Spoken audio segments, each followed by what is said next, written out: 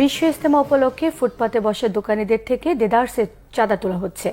পুলিশের নাকের ডগায় ঘটছে এসব ঘটনা, দেখার কেউ নেই। চাঁদা না দিলে দোকান ভাঙচুর করা সহ চালানো হচ্ছে হামলা। বিশ্ব ইজতেমায় চাঁদাবাজির চিত্র তুলে ধরছেন ফজলে রাব্বি।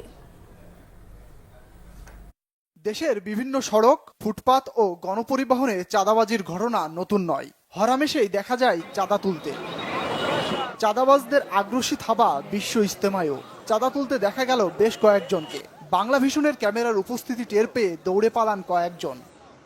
আমরা বাজারে ইজারার লোক, আমাকে 200 টাকা চাইছে মাত্র, আমি দিতে রাজি হয় না। বলে বলছে 100 টাকা দাও, বেচে না 20 ইজতেমা সফল হোক 2025 ইজারাদার মো সাদ্দাম হোসেন। হ্যাঁ বিট ভাই চাইলো কি জন্য? কোনো বিট কিনেছে দেখেন আপনার ইয়া করছেন, আমার ফটো সবই পাইবেন। এই যে আমাদের অফিস আছে না, 200 টাকা পরে তুমি 100 টাকা দাও, তোমার মাল বেচে কেন কম 100 টাকা দাও। আর আমাদের যে ইয়া পাইছেন না, এটাতে আপনারা ইয়া করেন তাহলে সব পাইবেন। তবে দোকানীদের অভিযোগ, স্লিপ দেখিয়ে নেওয়া হচ্ছে প্রতিটি দোকান থেকে 200 থেকে 300 টাকা। অভিযোগের সত্যতাও মিলল হাতে নাতে, যদিও ক্যামেরার সামনে সুর বদলে গেল চাঁদাবাজদের। ওনারা ইজারাদার বলছে যে এখানে বসছি টাকা দিতে হবে, তাই আমরা তো দিতেই হবে, না দিলে তো সমস্যা।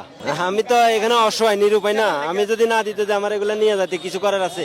আমার কলার ফোন ধরছে, আমি কই ভাই আমি 30 টাকা টুপি বেশি, আমি ভাই বেচারি করতে নেই, ভাত খাওয়ার টাকা নাই।